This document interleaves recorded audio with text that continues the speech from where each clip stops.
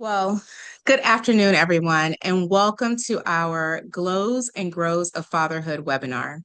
My name is Winifred Smith Jenkins, and I serve as the Director of Early Childhood here at Advocates for Children of New Jersey. I am so grateful for the opportunity to welcome you to today's conversation. Today, we're moving beyond the highlight reel to hear honest and authentic stories about fatherhood, the joys, the challenges, and everything in between. We know that when fathers are engaged, children, families, and communities thrive. And that's why it's so important to create spaces where fathers feel heard, valued, and supported by listening to their experiences and learning from their perspectives. We can better understand the vital role fathers play and what it takes to help them succeed. And we're especially excited to have Marc Warren, Chief Operating Officer at the Father Center of New Jersey, serving as our moderator today. Marc has dedicated his career to supporting fathers and strengthening families, making him the perfect person to guide today's conversation.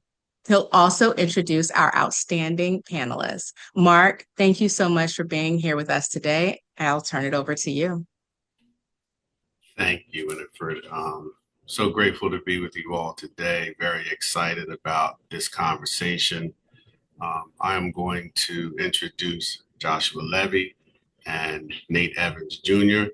I'm going to have them share a little bit about themselves before we get started. So we'll start with Joshua. Good afternoon, everyone. My name is Joshua Levy. As Marc said, I am currently a consultant working with the Lived Experience Expert Partnership, which is in a way, a partnership created through the Office of Family Voice with the Department of Children and Families. It's meant to allow parents, youth, constituents who DCF serves. It allows those folks to be able to get back to the system in the way of feedback, in the way of creating programs, services, in a means to be able to transform DCF. And by way of that, I am also on the Dad's Council, which is a council of men, of fathers who all have lived experience with DCP&P. And, same thing. We all aim to work with DCF to provide better services, better quality for our communities. Josh. Nate. Yeah, good afternoon, everybody. Good afternoon. Nate Evans Jr. I am a husband, father of two boys, 3 and 2 months old. I am also the founder of Get to Worthy and the executive director of Prayer Warriors Global. I operate as a full-time professional speaker and consultant. And I'm very blessed to work daily with men, specifically fathers navigating depression and other emotional distress. And among many other things, just somebody who is grateful to continue to serve.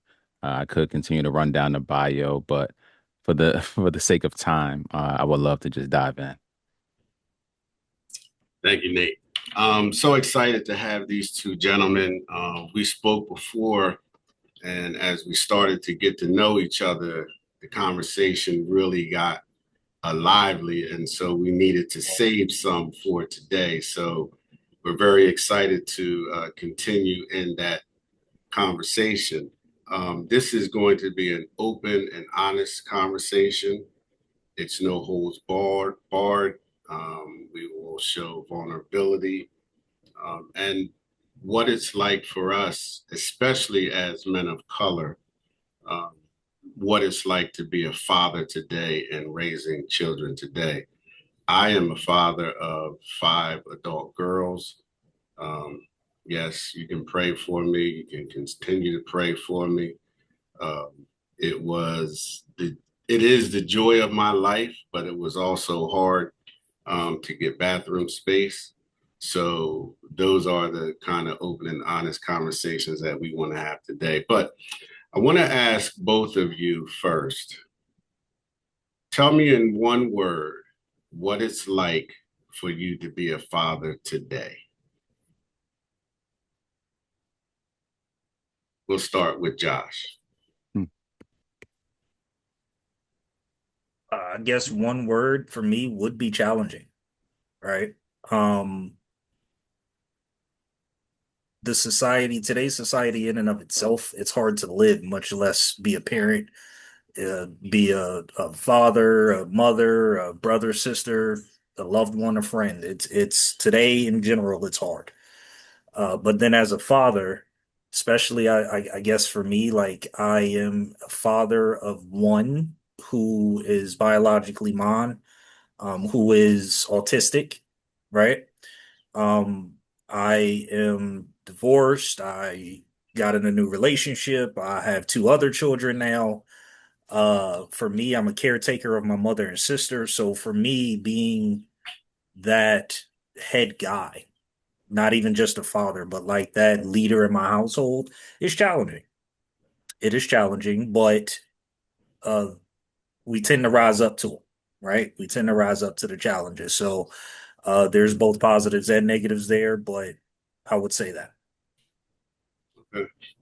Nate, how about you? Yeah, that's such a great question, and I'm glad that Josh went first because I was like, I got to process this. I don't want to just say anything, and then I came up with a word, and Josh said it, and I was like, man, maybe I should have went first.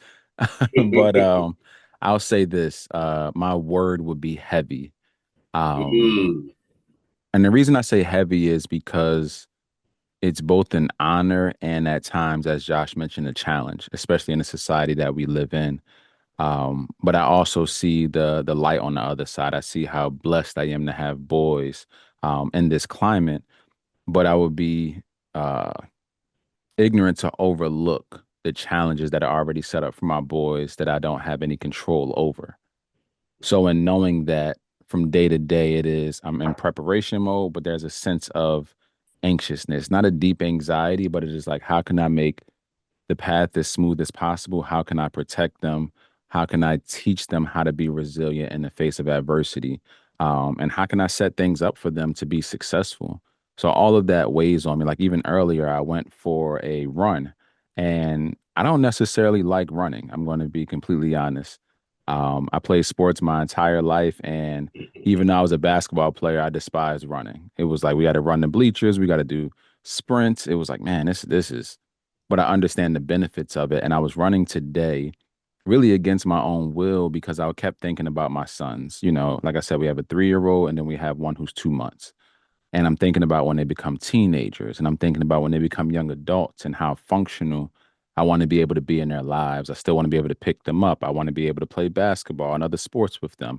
I want to be able to go up and down the steps and not pass out, just all of these different things. And I'm like, man, there's so much weight, especially as it pertains to me taking care of my physical and mental health because it directly impacts them. So I think about all of these different things you have to carry, and it can be pretty heavy on the day to day. And then at the same time, even before getting on here, I was holding my 2 month old and just feeding him a bottle. I'm like, man, I've never felt more at peace. So the days are like a roller coaster, but definitely heavy would be that word. But I believe that, through conversations like this, through community, through professional help, through personal development, that weight is bearable, even though it can be heavy. so, so the next question I have is, before you became a father, what was your expectation on fatherhood, and how has reality set in to either change that perspective, or are you in line with what your thinking was as relates to fatherhood? Nate, we'll start with you. Yeah, absolutely. Great question. So prior to being a father, my perception was what I seen from my dad and my grandpop and my uncles. It was provider. And in some regards, priest provider, right? Protector. Those were the things that I seen on a day-to-day basis from these individuals. And then when I had my own son and I was navigating some mental health challenges, I realized how much of my emotional wellness played into me leading as a father. I realized that I also needed to be more than just a priest, provider, and a protector. Like I needed to be a nurturer as well. I needed to be empathetic as well. And children they'll show you yourselves. They'll show you the areas where trauma still continues to show up. And for me, through my sons, they've have revealed this thing, and they're not even intentional about it because they have no idea it's happening. But my perception has changed on who I need to be in each moment. Sometimes I need to be more stern, more of the disciplinarian. Other times I just need to be more patient. I need to listen. I need to not even say anything, just hold them. So it's showing me this full range of emotions, but also this full range of like characteristics that a man should have to really be what Jason Wilson calls a comprehensive man, and I like to say a comprehensive father. Mm.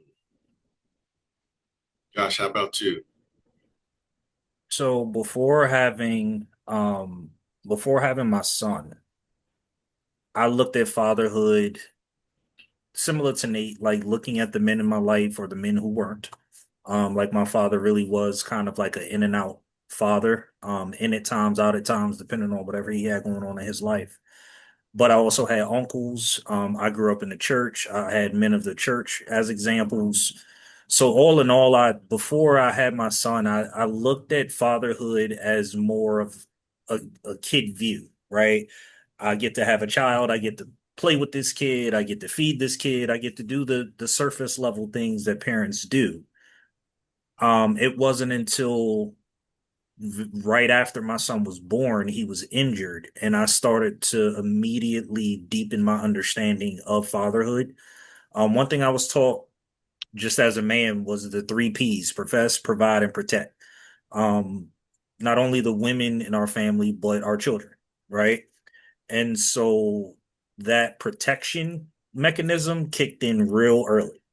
And Hmm. so, with my son being injured at like a month old, and the circumstances behind that, the need to protect my son, I guess, grew me into the father I am today, right? Where similar to Nate, I'm thinking of how do I protect them not only when they're children in their infancy or when they're the least amount able to protect themselves, but even as now I have a 17 turning 18-year-old who, in my opinion, needs protection from this world even still, Hmm. right?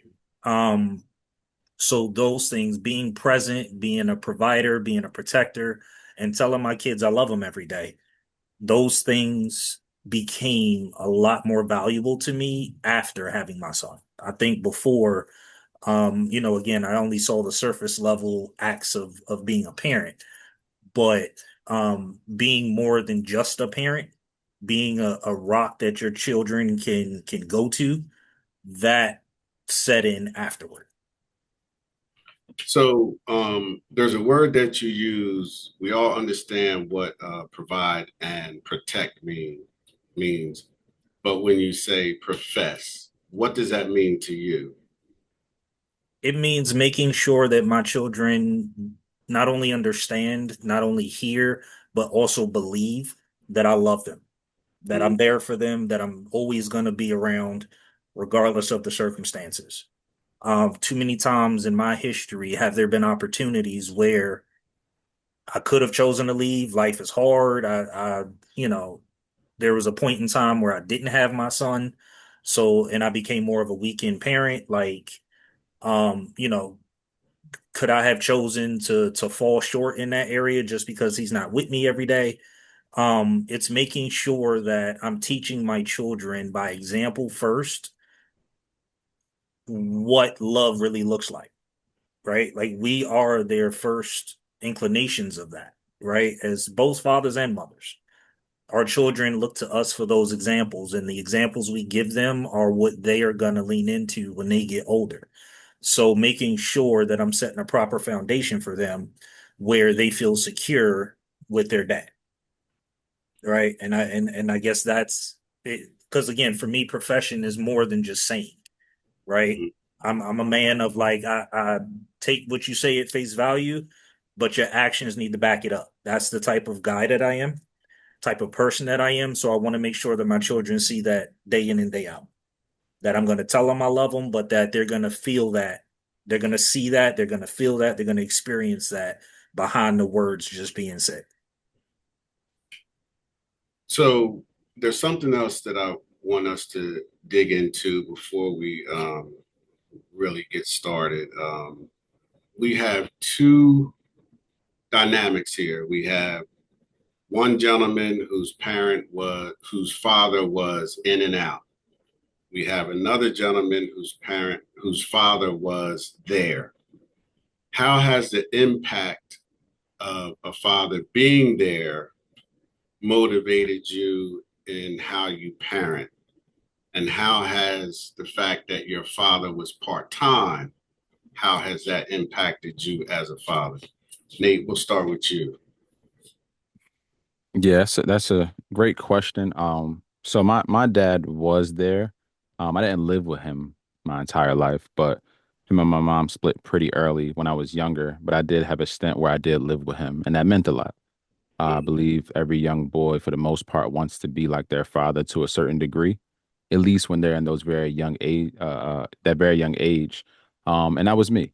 It meant a lot to have that there, that presence there, that discipline there, all of those different things. But I also think on the other dynamic for the person who may have not had their father be present, or maybe the father was part-time, it can be challenging as well because you start to search for something that isn't there. And if you don't find it within that father, you'll try to get it somewhere else. So we think about, individuals who are in gangs or dealing with other things where they're trying to fill a void. I've seen a lot of that growing up in my community as well, especially when I lived with my mom and the circumstances that we lived in. But I do think this as well. I think how an individual turns out is always based on how they see themselves in light of their circumstances. So you can have someone who has the father figure in the home and they still turn out pretty well. But you can have somebody who doesn't, and again, they turn out well too. So I think it's all based on yourself. It's like how can two individuals grow up in the same house but live completely different lives? And I think that that is a dynamic that each individual chooses, but obviously having a father in a home is leaning you towards the right things, having someone that can help you have structure, that can love on you, that can teach you, that can guide you. It just increases your chances of just well-being, of success, of not searching for love in all the different wrong places, especially if you have a father figure who is emotionally intelligent. I think it's very, very important to have that in the home. And for those who don't, having that father figure, whether that be a coach, a neighbor, another family member, is crucial. Yeah. Josh, how about you? So I totally agree with Nate with the concept of whether your father was in the home or was in and out or wasn't there at all. It is dependent on oneself as to how you turn out. What I would add to that, though, is that albeit that's a choice that we make, in order to make that choice, you have to decipher the information that's coming in. And that part of that information is your environment, the people that you're around, any other influences that may, have access to you. And so for me, with my father being kind of in and out or what have you, today I see it more of a benefit.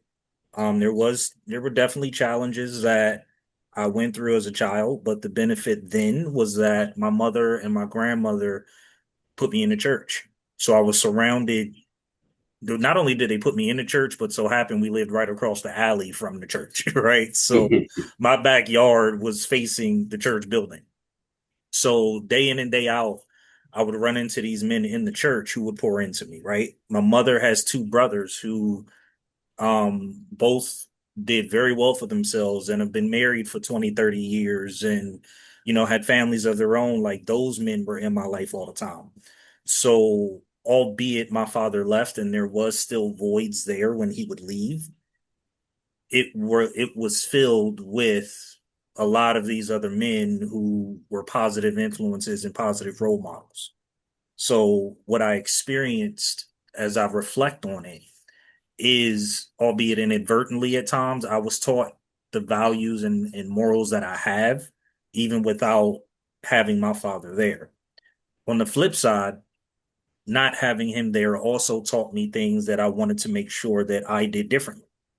right? So one thing, as I mentioned, I pride myself on is being present for whoever I consider my child or whoever I'm helping. I need to be present, right? I Hmm. need to make sure that my children see me every day. We talked in our previous conversation, albeit I live in Cherry Hill. I moved to Cherry Hill from DC. I grew up, I'm born and raised Washingtonian. But when I moved to Jersey, I would travel 3 hours down to DC to go to work every day and then 3 hours back. And my whole purpose was, at the very least, I needed to tuck my kids in at night. They needed to see me every single day. And Hmm. things like that I know derived from those voids that I had as a kid, right? Knowing that my Yeah. dad would sometimes be there, sometimes not. A Saturday rolls around and he's supposed to pick me up, and me and my sister are sitting around the window waiting for him just for him to not show up. So things like that, drove me to, okay, when I have children, there's not going to be a day that they don't see me, right? Or there's not going to be a moment where they have to question whether or not dad's going to be there. When I didn't have my son for that period of time, I literally rearranged my work schedule. Like, everybody knew, okay, on every other weekend, Josh is unavailable because he's with his son, right? Hmm. So it does tend to teach you positives about yourself, even though those experiences were negative. They're still choices, right? I wanted to be better than what I was receiving, and I sought out to not only get that, but be that. So I want to ask you both to give me two definitions. One, what is the definition of a man? And two, what is the definition of a father? We'll start with you, Josh. I guess one thing I would say for both, honestly, would be effort, right? Mm-hmm. That's probably the biggest thing for me. No one's perfect, right? Nobody's perfect. Everybody makes mistakes, but what shows is effort. Your effort shows that you care. Your effort shows that you're invested, that you're bought in, that you're going to do anything you can to do whatever it is you're trying to do. So as a man, and I'm teaching my 17-year-old this now, is like, even when it's hard, even when like you don't want to do it, even if you're not totally invested in whatever it is, your word and your effort behind it are the two things that matter most, right? Mm-hmm. Say what you're gonna do and do what you said you were gonna do, right? So those two things, collectively, as a man and as a father, are to me like the biggest things ever, right? Because a lot of the actual actions, a lot of the days that we come and go out of, like, I feel like those are the things that our kids see the most as a father, Mm-hmm. and those are the things that build relationships with others. Is, when we talk about building trust or building connection or things like that, a lot of times we develop that through someone's effort. We see how much Mm-hmm. somebody cares. We see how much somebody tries. We see how much, people, say what they're going to do and they do it, or, things like that. So I would say those are the two biggest things. Okay. Nate, how about you? Yeah, yeah, I second everything that Josh shared. And for me, it comes down to a simple definition of a man being someone who can be everything he needs to be at any given moment. Mm-hmm. I think that's when I think of a man, it's like you're everything you need to be at any given moment. And when I think of a father, you still have that piece, right, where you're everything you need to be at any given moment. But a father is also someone blessed with the responsibility to steward another human being. That's really, really important. Even as I'm raising, children, I'm like, man, these are my sons, but ultimately they're going to grow up to be their own young men someday, have their own family someday. And one of my most important jobs is to steward their life well as their first teacher, as the one guiding them, the one, speaking identity into them, the one encouraging them, the one watering their dreams and things like that. And I want to be a great steward. So when I think of a father, it's like, man, your job is stewardship. It is to Mm-hmm. train. it is to manage at times as they get older. They get into those teenage years and young adults. It's like now you kind of turn into a coach. And then at some point they have their own family or they're older and it's like, oh, now you're just a consultant. But all Mhm. of those hats you wear as a father, yeah, until the day you die. I agree. I think manhood and fatherhood are connected because if you are a good man, you will be a good father because you carry that into your responsibility of fatherhood. As a man, you are responsible for certain things, right? You can move that over into fatherhood. And so if I'm a good man, most likely I'm going to be a good father. If I'm a good steward, I'm going to be a good steward of the people I surround my kids with. So when we talk about stewardship, I want to talk about the village, right? So as fathers, it's our responsibility to surround our kids with a good village, right?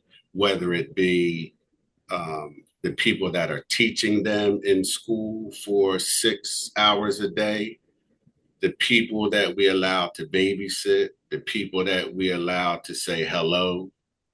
Um, and so, as a father, tell me from your perspective, how do you build your village to help you raise your child? Nate, we'll start with you. Yeah, that's so good. And I'm grateful that we're talking about the village because that's one of the things I felt like over the last several years as a community we've kind of gotten away from. And I remember growing up, it was like, man, the village was everything. You know what I Large. mean? Everybody raised you. It's just you were these are your children, but we're all like actually raising you on this street. Mm-hmm. And just kind of getting back to that mindset now with our family. I think when it pertains to the village, there's two things for me. And I think of this like championship athletes. Shout out to the Knicks. And uh a great player, a great team needs more than just the head coach. There's trainers, there's athletic directors, there's all different types of people, right? That ultimately pour into this person. So when I think of a village and raising children, um one, you want to see who has pure motives, right? Who who who can you trust with your child, right? Who has shown themselves trustworthy, not perfect, but it's like, hey, I can trust you. If I was to leave them with you, they'll be safe in your hands.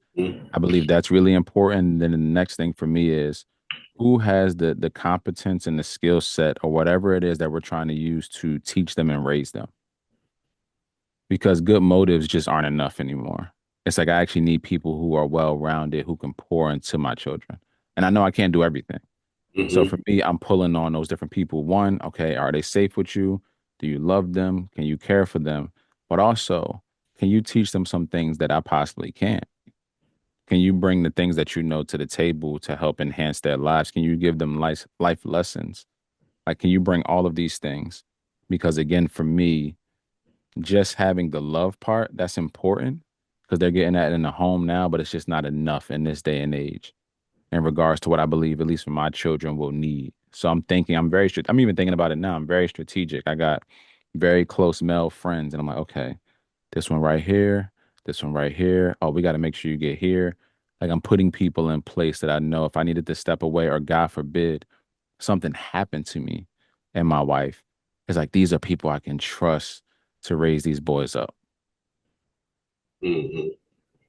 Josh, how about you? I mean, I second everything Nate said. I think it really boils down to, as he mentioned, like having, the purest of hearts in a way first, but then, knowing that my children are safe with them, knowing that my children are learning positive things from them. Um, I'm even of the mindset that the people that I allow to be around my children can actually teach me something, Mm-hmm. right? Like I'm only 37. I don't in no way, shape, or form believe that I've figured anything out. So if you can teach me something and I can believe in your perspective or your morals or your values, okay, at that point I can allow, if I'm a believe it, then obviously I can allow my children to believe it. Too many times there's too many people out here in today's society that wear masks, right? It's hard to see people for who they truly are at times. But I tend to feel like those that are most genuine, those that really just want the best for whoever they come in contact with, a lot of times you can see that early, right? Yeah. Or you hear people say, "Oh, I just had this feeling about this person," or there's something about that person that I'm gravitated to. Like those things I do pay attention to also, right?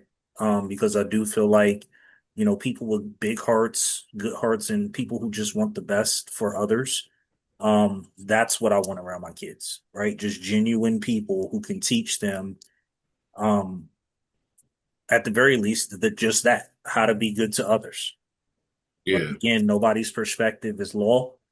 Nobody knows everything, and nobody's perfect. So I can't expect, a perfect scenario for my kids. But what I can expect is that any and everyone who's going to be in their lives is going to do their best by them.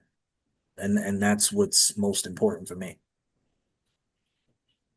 Tell me from your perspective, um, based off of your rearing of your children, what are some of the moments that have impacted you the most that allows you to continue to understand that fatherhood matters? It's every day for me, Mark. It's literally every day. My life, probably, especially since I moved to Jersey, it's been hard, right? It's been hard day in and day out. But I guess when I look at my kids every single day, they don't feel it, right? All they see is dad doing whatever he does to be there for Mm, them, right? So that's what keeps me pushing, right? And then seeing them grow and seeing them accomplish things. My same son, who's autistic, who I've talked about, he literally just yesterday graduated elementary school, right? It's stuff like that that's like, yeah, we got to keep pushing it, right? Like life is hard and that's fine, but I got to keep going for him, right? Because if he could do it, he's breaking down barriers and he's, doing things that people said he couldn't do. You got to keep going for him, right? So for me, it's every day watching him, watching my daughter who's 6 and watching her navigate kindergarten and first grade, right? Like watching my son who I came into his life when he was 13. He's about to graduate high school next year, right? And he's been through a lot with his own father, with a lot of the change that he experienced, but seeing him accomplish the things he's accomplishing, right? I like to take a little bit of credit that again, me being here every day even helped them in those spaces. Right. My daughter was 2 when I came around her. She calls me daddy and all that, which is great. But for her, she looks at me as that steady figure. So because of that, regardless of what's going on with me, I got to keep going. okay. Nate, how about you? Yeah, I mean, he said it all right there. I think for me, it all boils down to, like you said, that consistency, and just watching the development, man. For me, it is being everything that I can be, being an encourager, challenging my sons, um, and just being as present as possible. And here's the thing: I know in this day and age, with the economy and the way things are set up, we got to work. We got Mm, things to do. We got to earn income. Inflation's crazy. Gas is crazy.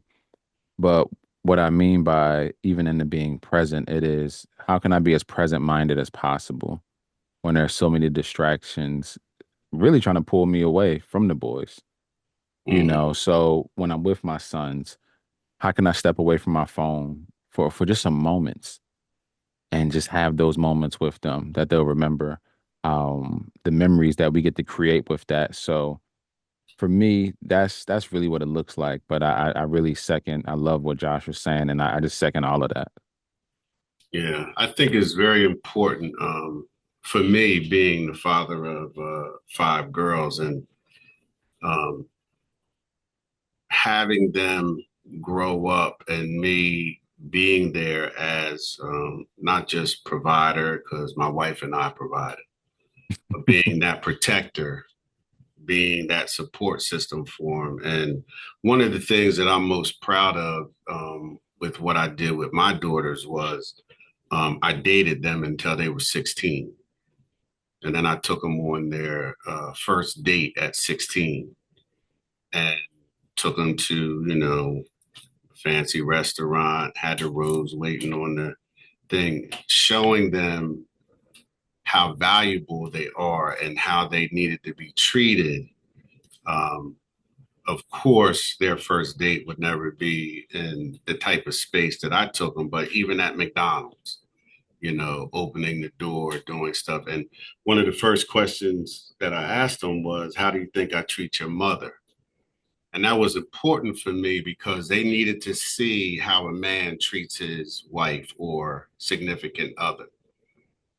And I said, so with what you're saying and how I treat your mother, I even want better for you. And the second question I asked them was, what's your name? And they would tell me their name. And I would say, so your name is not hoe. Your name is not bitch. Your name is not. And so they'd be like, no. So you don't answer to any of those things. So teaching them that they are valuable, young women, and that the person that they decide to date or the person that, they choose to marry, they would already have a standard that was already set and they would not accept any less. And so for me, that was, and for me as a father, to show them their worth, their value. And so that's one of the things that I'm most proud of in rearing my children. They're older now. My youngest, she'll be because I have 5, I forget their ages. She'll be 23. She'll be 23. And so that's my youngest. So with that being said, what mistakes have you made as a parent that allows you to be a better parent? As you reflect, what mistakes have you made that allows you to reflect and say, maybe I could have done that better, that makes you a better father? Nate, start with you. Yeah. So for me, very vividly, things came to mind because again, mine are so young. I think for me, it was parenting or disciplining out of anger in Mm, moments, where the reality is I'm just overwhelmed from work, from the day.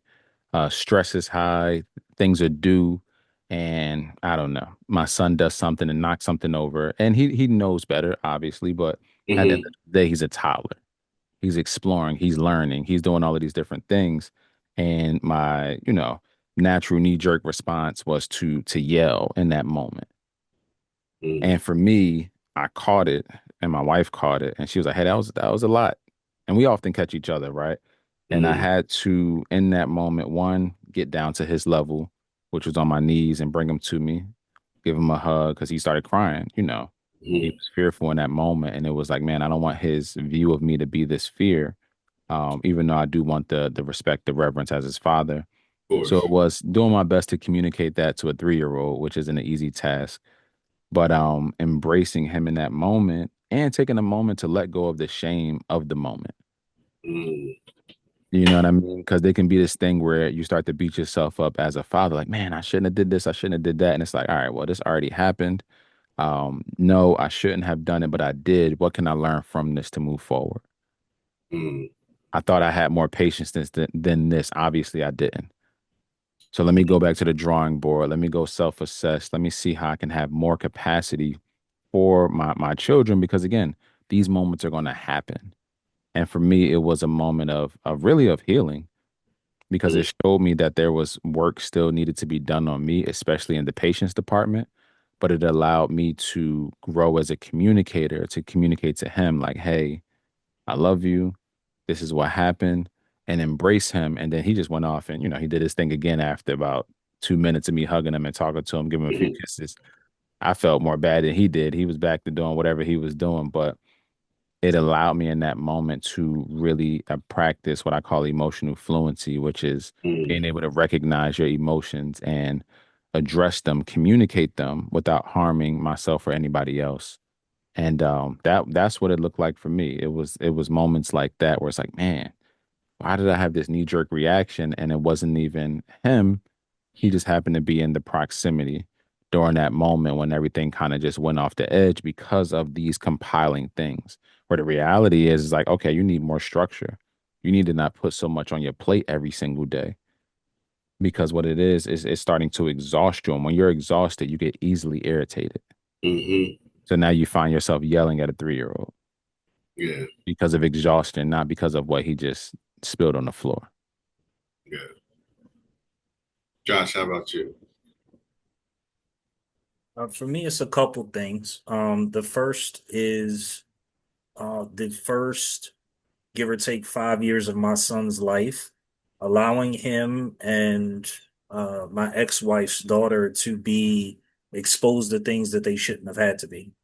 Mhm. One thing that was certainly a mistake on my part, but on both of our parts as parents, was allowing them access to relationship issues that they didn't need to be a part of. Mhm. And in a lot of ways, some ways we're seeing, some I presume are there. It definitely brought about some areas of concern for them and their development, and specifically for her daughter and the woman that she has the potential to be. But second to that, I would say I'm learning every day. And one Mhm. thing I've had to learn that's been a hard pill to swallow, but also, I'm starting to get better at it is giving myself grace to Nate's point, right? Like we kind of we make mistakes, right? I might yell at my child out of anger, or I might be late to something I was supposed to get to, but allowing myself grace so that I can not carry that weight as stress to then lead me to start making even more poor decisions, right? To Nate's point of like, dealing with our children out of anger, over the last couple of years, that's a lesson in and of itself I've had to swallow and learn how to maintain being stern, but talking to my kids instead of yelling, Mhm. right? Um, and I found that they're a lot more responsive, right? So not only am I learning how to give myself grace for the mistakes that I make, but also giving myself credit when things do go right, Mhm. right? Building my confidence as a parent, building my trust in them that they love me, right? That everything's okay, right? Like kind of coming from some of the traumas that I've came from. The last thing I want to do is project that on my children, Mhm. right? So for me, it's constantly learning every single day to just be okay with things going right, be okay with things going wrong. I've taught my children, all three of them, I've given them the platform to give me feedback, to tell me they don't like something, Mhm. right? Because I want them to learn how to communicate for themselves. That's one issue as a man and as a father that I have is that old adage of men need to suck it up and just keep put their head down and keep moving, right? You don't have feelings. You just need to do the next thing, right? So, for me, trying to break that within myself is like allow them the platform to tell me, like, hey, dad, like, I get what you're trying to do, but I don't like that, right? Mhm. Now, as a father, okay, they may be wrong. We need to do X, Y, and Z because that's what's best for you. But give them the platform to communicate. Give them the Mhm. platform to give feedback. Give them the practice of being able to talk out what's going on with them. And if it's something that I can improve on, then we work at it, right? Yeah. So do you think it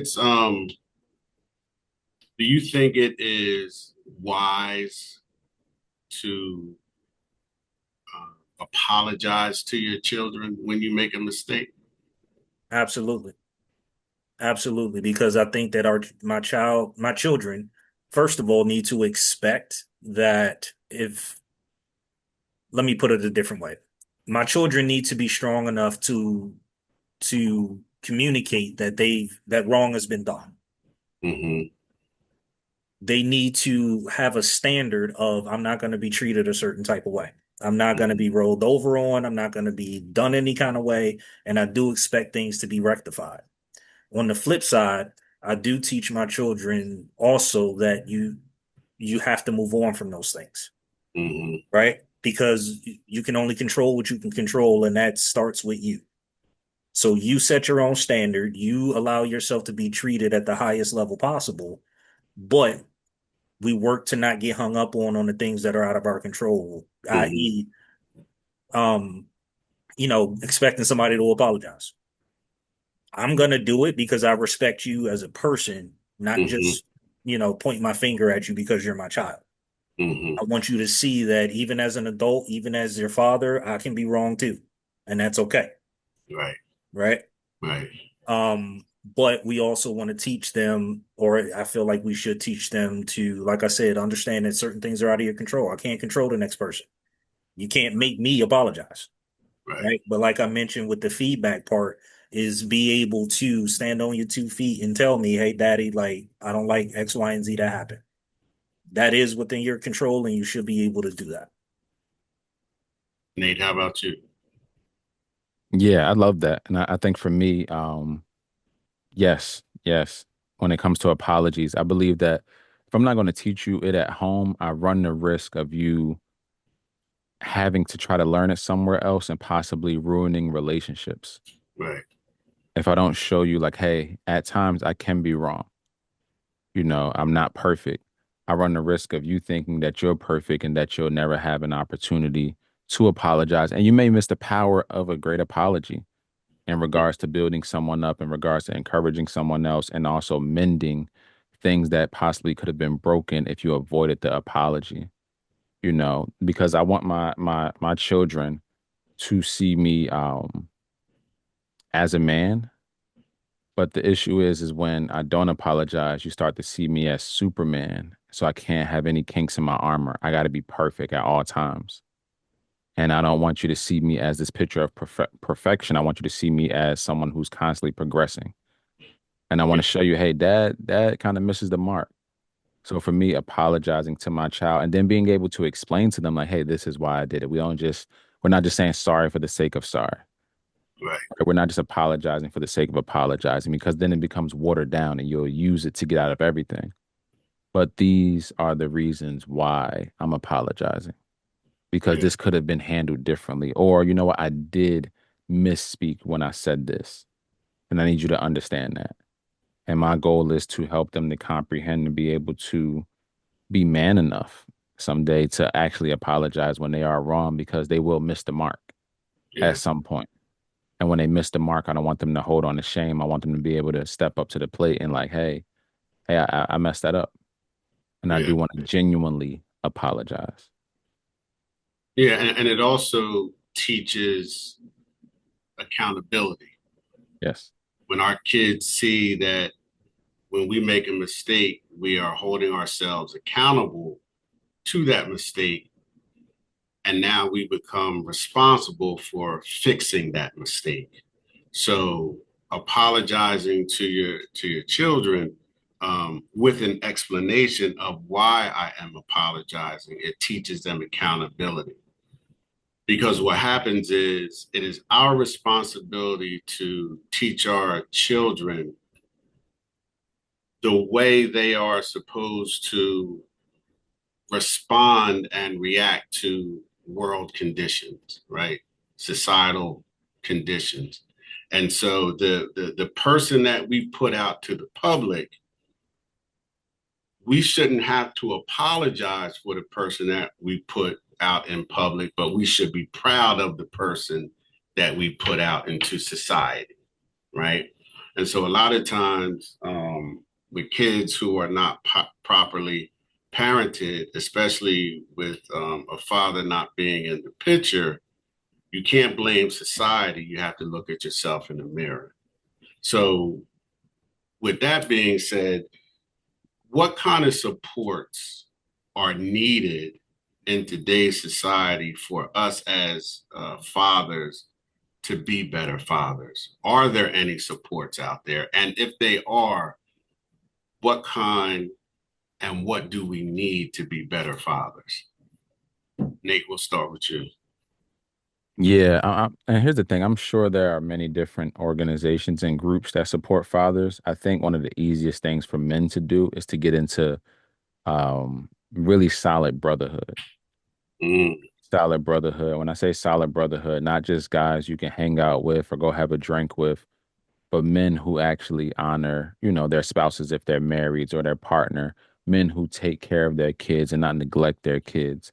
I think it's really important for us to assess our circles, to see if we have solid men, not just men you've known for 20, 30 years. It's like, hey, is this somebody I can count on?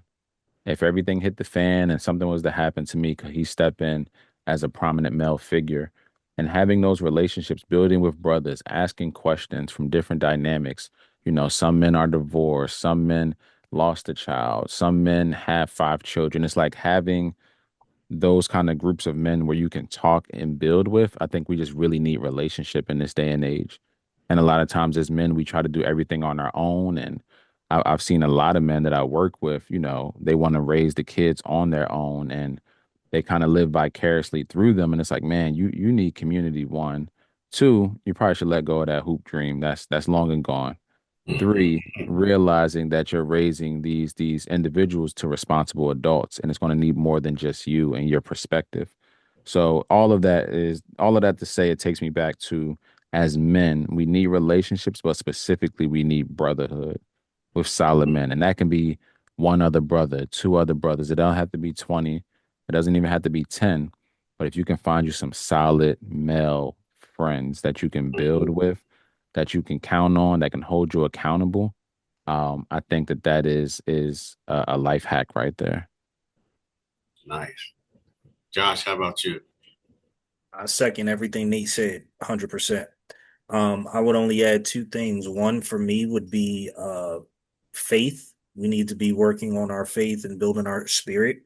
Mm, Um, in whatever way, shape, or form that looks, right? mm, I'm not saying any one religion is more important than the other, any one belief is any more supreme than the next, but we need to be working on that too. And I would also mention therapy, the topic that a lot of men, especially us black men, like we tend to shy away from, right? Because of what the stigma is behind therapy.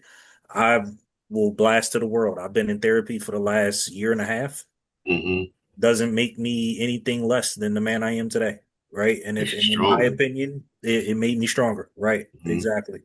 Um, when I started therapy, I actually worked with this therapist in particular a few years back. And the relationship didn't really end so well due to whatever the circumstances were. But in working with him again, he found me, or I found him when I was in a really dark place, right? And this man, when I tell you every single week for the last 2 or 3 months, being the change that we've gone through together, it does nothing but encourage me to just keep fighting, right? A lot of times there's not even any particular advice he's giving me. He just wants to hear about my week, see how my thought processes are, and just keep reminding me to keep fighting. So to even have just something like that in your corner, that there's nothing wrong with therapy. We should be promoting it a lot more than we do, and encouraging, like I said, especially our black fathers to chase that down. Right, insurances cover it, so it is, most people don't have to pay too much for it. Right, including Medicaid. So just to provide some level of support. No man should be walking around alone. right. So, how important was it for you from the time that you found out that you were going to be a father? How important was it for you to go through the whole process? Even though you were not carrying for 9 months, you needed to be part of that process from the baby being developed to raising the child. So, how important was it for you to be in that space after finding out that you were having a child, to be there from day one? until now?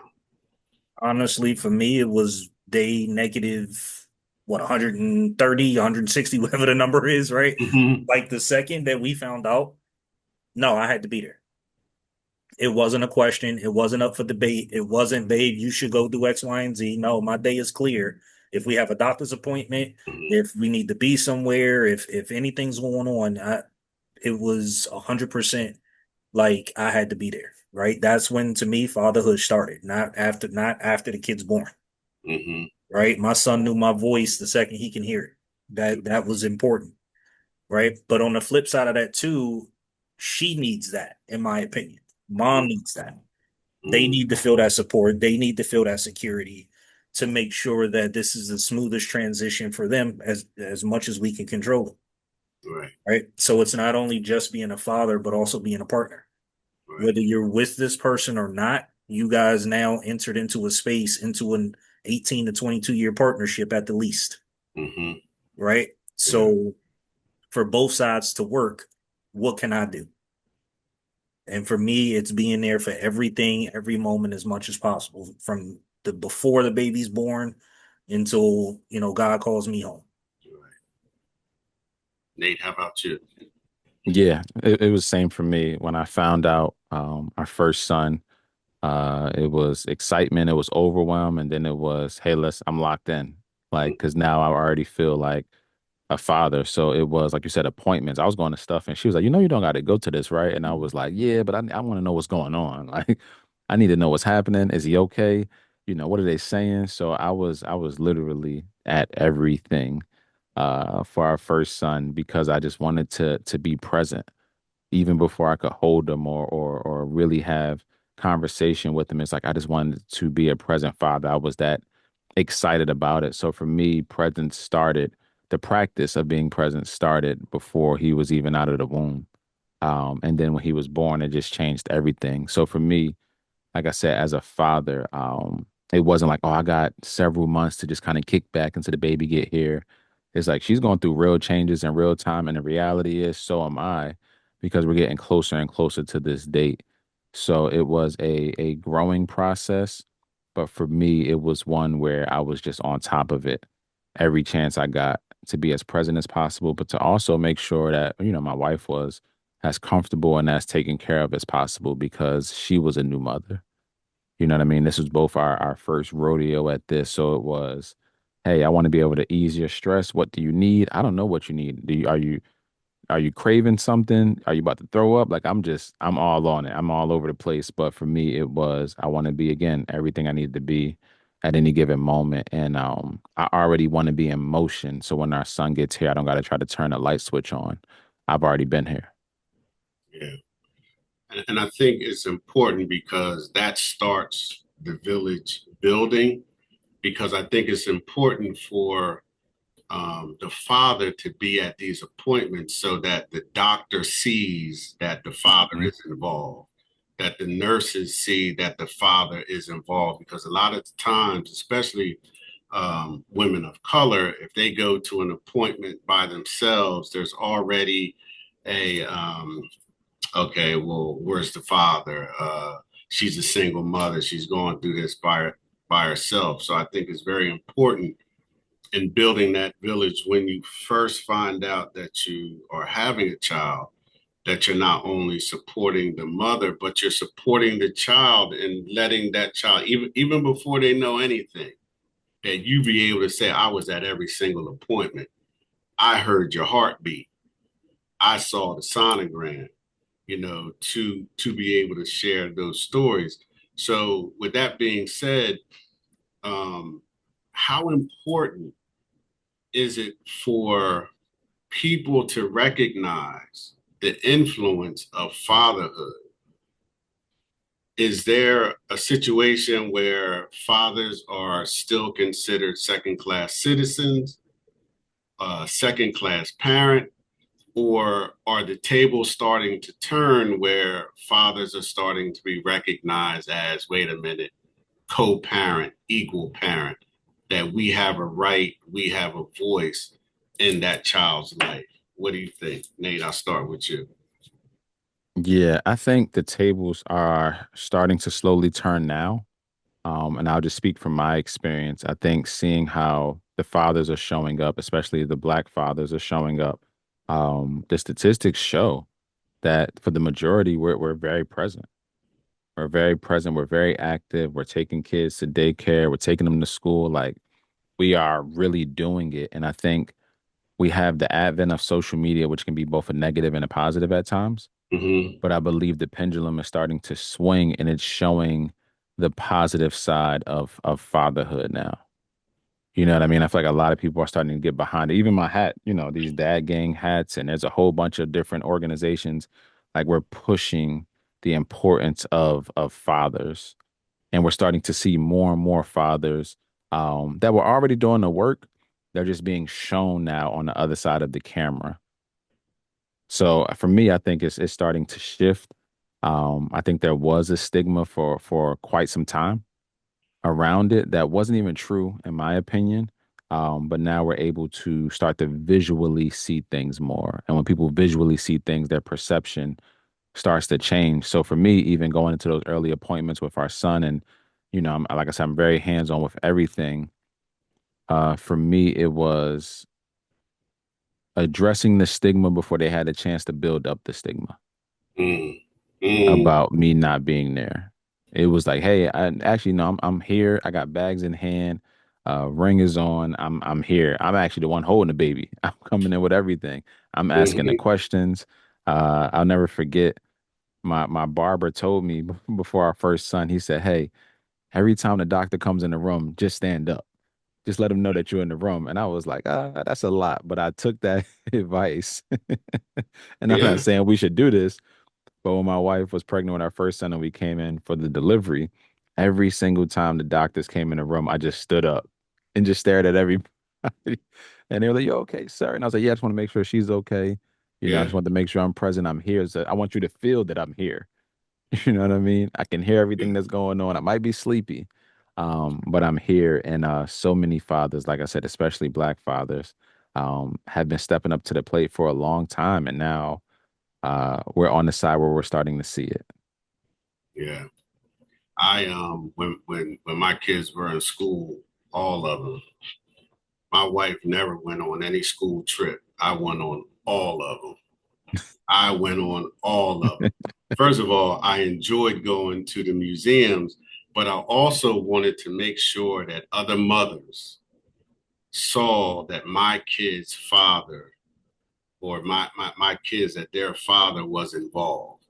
I love And that. so while I was taking care of my kids, I was also taking care of somebody else's child, because you have to be that class parent. And so I wanted to make sure that every trip my kids went on, I was there. Every time a PTA meeting, every time there was going to the school for whatever, I was there. So, Josh, I want to ask you the same question. Do you think things are turning? I do think they're turning, albeit slower than I would like. As far as the visual, as far as people promoting fatherhood. But to Nate's point, I do feel like there has been a significant uptick. I presume it's with my generation, where a lot of us are there. We may not be getting the recognition for it, but when you see a child, you are a lot more seeing them with their father, if not the entire family unit, but you see dad there. And again, to Nate's point, now we're putting it on camera too, right? Mm. Like social media has taken off with fatherhood initiatives, with just promoting fathers, with men's mental health.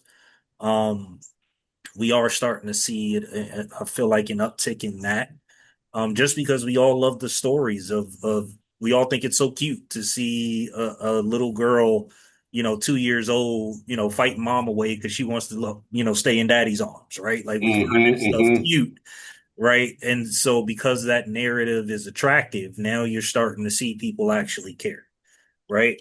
Like I said, I do feel like fathers have been there. The statistics show it. as in working with DCP&P, like not to make this about them, but they too have like started to in ways shift the narrative, right? That they are, when they open cases with moms, they're actually looking for the dads, Hmm. right? So all these pockets, I do feel like individually are starting to promote fatherhood a little bit more. I think um as we all begin to like in like this conversation kind of come together and kind of merge some of these areas, I feel like we'll be able to promote it a lot harder and a lot faster than what we do. The work's nowhere near done. But I do think that, in this day and age, we are starting to see a shift. Yeah, I agree. Um, there's one more question that I want to ask you before we turn it over to questions from the guest and from both of you. How has being a parent, how has being a father changed you, whether positive or negative? Josh, I'll ask you first. As much as I hate to admit it, I know it's true that when I had my son, I completely changed. And Mm, by that, I mean matured. okay. I feel like, reflectively speaking, I've always felt like I was an old soul or like I more mature for my age. Like these are the things that people used to say to me growing up as a kid. I always played with the older kids, what have you. But I distinctly can tell a difference between what I feel was a childlike man at 25 when I had my son to what I call being grown, right? The difference between being an adult and being grown. I grew up after having my kid. Mm, Um, and I feel like they do that, right? It just that parenthood just sets in and your entire perspective starts to change, right? mm. To the point like for me now, the people around me that love me complain that I don't do anything for me, right? It's turned into no, I live for everyone else, not just a father, but a partner, a son. Yeah. I live for those things, right? So just a complete change after I had my child. Nice. Nate, how about you? Yeah, for me, I think it's made me more aware of everything that's kind of going on around me. Hmm. There's almost like this protection bubble that I want to have my kids in that isn't really reality, but Hmm. it's made me like hyper aware of the things I listen to, the things I watch, the people I'm around, the places we go. And not in a scary, anxious way, but just like a really aware way that I wasn't before. I was kind of just Hmm. moving through the motions on a day to day. It was just me and my wife. And then before that, it was just me. But now I'm like always thinking a few steps ahead in preparation Yeah. mode and protection mode and priest mode and all of these different things. So for me, it has, to be honest, heightened my awareness on a Mm. day-to-day basis, which has been cool because it slowed me down. I was really like a go, go, go kind of person, but it slowed me down enough to think about um just the scenarios. And initially it started off as like worst case scenarios, but now I shifted that to start to think about the best things that could happen. But again, it's just helped me to be as present minded as I can be. And I'm not perfect in that, but it's definitely Yeah. helped me to just slow down in my mind, which has been pretty cool. Yeah. I've been, so it changed me in a way that I'm more protective.